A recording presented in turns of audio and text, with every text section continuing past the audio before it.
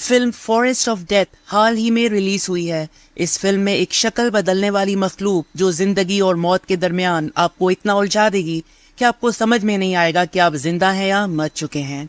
उम्मीद है कि आपको ये फिल्म और इसका तस्वुर पसंद आएगा। तो चलिए अब बगैर किसी ताख़ीर के वीडियो की तरफ चलते हैं। फिल्म की शुरुआत में हम एक कैबिन के अंदर एक जोड़े को देखते हैं। बीवी को कुछ आवाजें सुनाई देती हैं और उसे कोई साया नजर आता है जो दूसरे कमरे में चला जाता है। बीवी अपने शौहर को जगाती है और शौहर एक नाइफ यानी चाकू लेकर कमरे की जांच करने जाता है। उसे लगता है कि शायद कोई चोर वहां आ गया है। जैसे ही वो दरवाजा खोलता है कोई चीज उसे अंदर खींच लेती है और दरवाजा खुद ब खुद बंद हो जाता है। बीवी पुलिस को कॉल करने की कोशिश करती है लेकिन अचानक दरवाजा खुलता है और शौहर बाहर आ जाता है। वो कहता है कि उसने उस मखलूक को मार दिया है, लेकिन जब बीवी कमरे के अंदर देखने जाती है तो उसे कोने में अपने शौहर की मुर्दा लाश नजर आती है जिसकी आंखें निकाली गई होती हैं। फिर पीछे से एक मॉन्स्टर आकर उसकी बीवी पर हमला कर देता है, यानी कि जो शख्स बाहर आया था वो उसका शौहर नहीं था बल्कि उसकी शक्ल में कोई और था। इसके बाद ये सीन खत्म हो जाता है। अगले मंजर में हम कहानी में टॉम और डायलन को देखते हैं। टॉम ने डायलन को कॉल की थी क्योंकि वो चाहता था कि डायलन उसके साथ केबिन में जाकर लुत्फानंदोज हो, लेकिन डायलन वहां जाना नहीं चाहता था क्योंकि टॉम अपनी गर्लफ्रेंड एशले के साथ जा रहा था और इस वजह से डायलन वहां अकेला रह जाता। लेकिन टॉम उसे बताता है कि एशले की दोस्त ट्रेसी भी वहां आएगी और वो अकेला नहीं रहेगा। इसके बाद डायलन मान जाता है। दूसरी तरफ हम एशले को देखते हैं जो ट्रेसी को भी मना लेती है कि वो साथ चले। इसके बाद वो चारों एक केबिन में पहुंचते हैं जो जंगल के बीच में होता है। फिल्म की शुरुआत में जो जोड़ा मारा गया था वो इसी केबिन में मारा गया था। केबिन में पहुंचकर वो सब अपने अपने कमरे में चले जाते हैं, लेकिन ट्रेसी और डायलन के लिए वहां पर काफी जगह नहीं होती तो डायलन नीचे सोफे पर सोने के लिए मान जाता है। इसके बाद वो चारों बाहर बैठकर एंजॉय करते हैं और जंगल में हाइकिंग करने का सोचते हैं। जब वो हाइकिंग करने जाते हैं तो उन्हें रात हो जाती है और वो केबिन का रास्ता भी भूल जाते हैं। डायलन कहता है कि वो आगे जाकर रास्ता ढूंढने की कोशिश करेगा और फिर वापस सबके पास आ जाएगा। जब डायलन आगे बढ़ता है तो उसे कुछ नजर आता है और थोड़ी दूर पर हम देखते हैं कि मूवी के शुरू में जो शौहर मारा गया था वो वहां खड़ा नजर आता है, लेकिन अगले ही लम्हे वो गायब हो जाता है। इस दौरान एक आदमी वहां आता है और डायलन पर बंदूक तान देता है। डायलन घबराता नहीं बल्कि कहता है कि वो तो सिर्फ केबिन का रास्ता ढूंढ रहा था। वो आदमी थोड़ा पुरसकून हो जाता है और बताता है कि वो केबिन के मालिक का भतीजा है और उसका नाम रॉजर है। डायलन और रॉजर टॉम और बाकी सबके पास वापस जाते हैं। रॉजर उन चारों को केबिन तक ले जाता है जहाँ केबिन का मालिक जोई भी होता है। जोई उन चारों को कहता है कि अगर कोई भी मुश्किल पेश आए तो उसे कॉल करें। ये कहकर जोई और रॉजर वहां से चले जाते हैं। इसके बाद ये चारों केबिन के अंदर जाते हैं और खाने के लिए कुछ तलाश करने लगते हैं।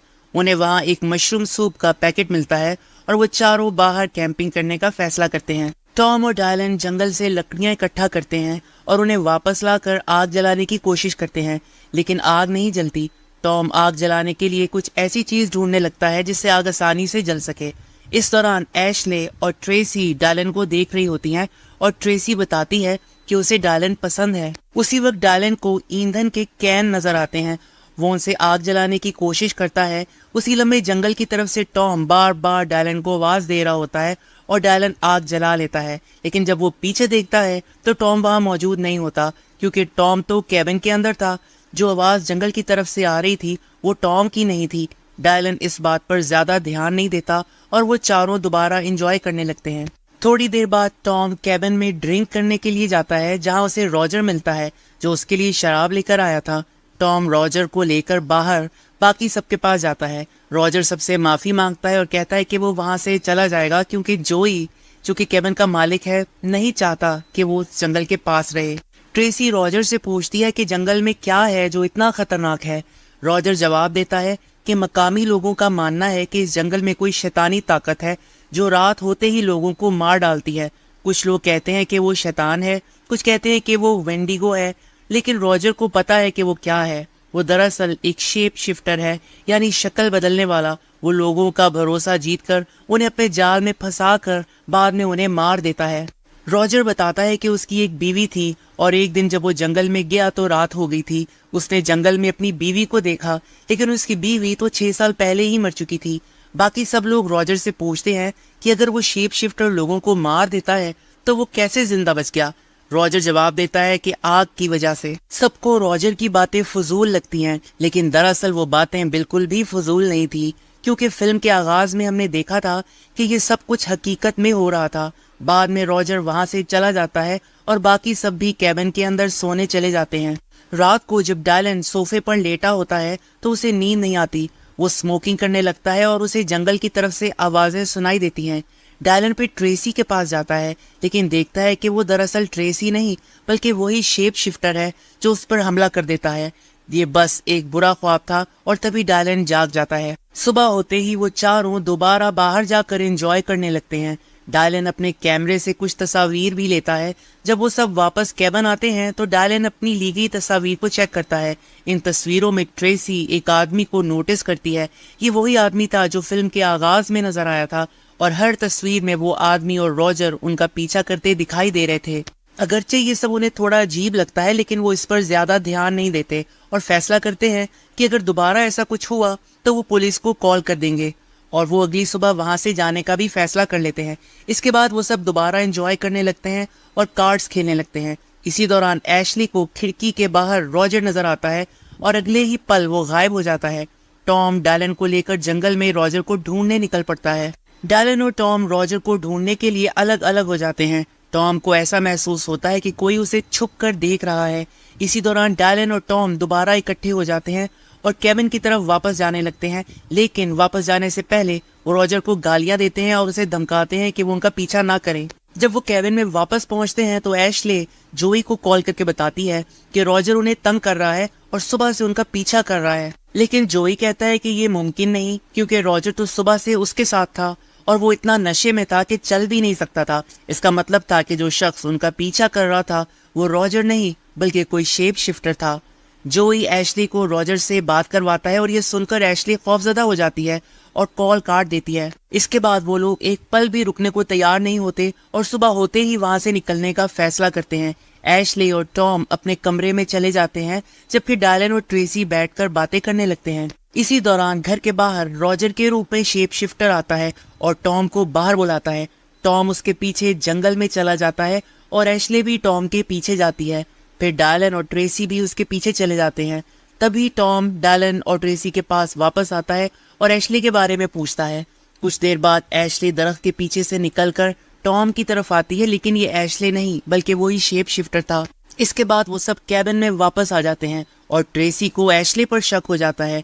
एशले टॉम को लेकर अपने कमरे में चली जाती है। डायलन कुछ तहकीक करता है और उसे पता चलता है कि जिस शख्स को उन्होंने तस्वीरों में देखा था वो पहले ही मारा जा चुका था। अब डायलन और ट्रेसी को रॉजर की बातों पर पूरा यकीन हो जाता है। इस दौरान शेप शिफ्टर जो एशले की शक्ल में था टॉम को लेकर जंगल में चला जाता है। डायलन और ट्रेसी अपना सामान बांधने लगते हैं और देखते हैं कि एशले और टॉम कमरे में नहीं है और गाड़ी की चाबियां एशले के पास हैं। उसी वक्त कोई फ्रंट डोर पर दस्तक देता है और वो टॉम होता है। फिर बैक विंडो पर भी दस्तक होती है और वहां भी टॉम होता है।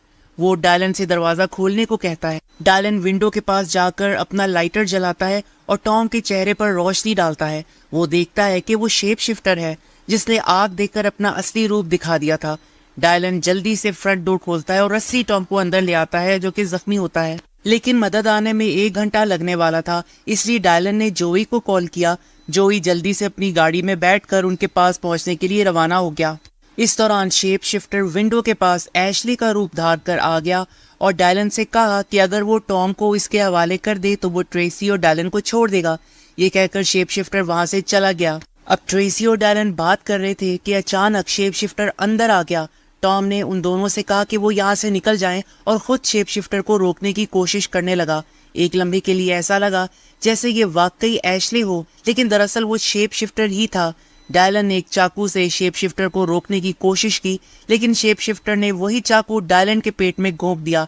ट्रेसी डायलन को लेकर वहां से भाग गई। शेप शिफ्टर ने फिर टॉम पर हमला किया और उसे बुरी तरह जख्मी कर दिया। ट्रेसी और डायलन नीचे जाकर एक मशल बनाते हैं और जंगल में जाने लगते हैं, जबकि शेप शिफ्टर उनका पीछा करता है। जाहिर है वो अपने शिकार को आसानी से छोड़ने वाला नहीं था। डायलन और ट्रेसी जंगल में आगे बढ़ते रहे, लेकिन डायलन के जख्मी होने की वजह से उनकी रफ्तार कम हो गई थी और मशल की आग भी बुझने वाली थी। इसी दौरान कैबिन का मालिक जोई भी कैबिन तक पहुंचने वाला था। डायलन ने ट्रेसी को आगे जाने को कहा और खुद पीछे रहकर शेप शिफ्टर को मारने की बात की। ट्रेसी वहां से चली गई और डैलन ने शेप शिफ्टर को आवाजें देना शुरू की। शेप शिफ्टर वहां आ गया और ट्रेसी का रूप धार लिया। उसने डैलन की छाती में चाकू घोंप दिया, जिससे डैलन की भयानक मौत वाक़ई हो गई। उधर ट्रेसी सड़क से कुछ ही दूर थी और मशल की आग बुझ गई थी।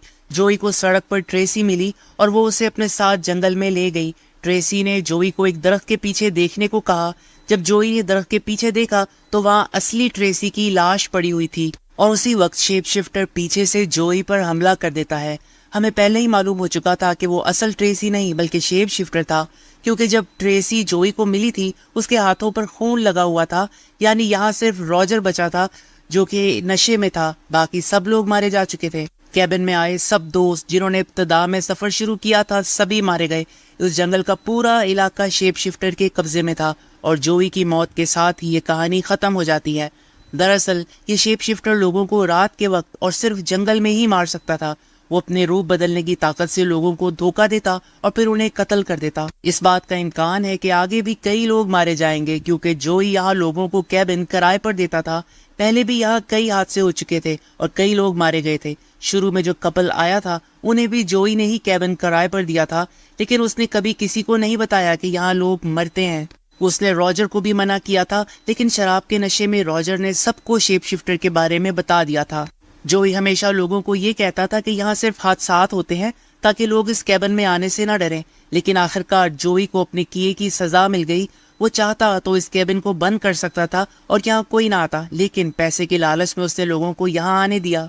वैसे भी जंगल में मौजूद कैबिन्स में जाने से गुरेज करना चाहिए, क्योंकि आपको नहीं मालूम कि कौन सा शेप शिफ्टर या कोई और मखलूक आपका इंतजार कर रही हो।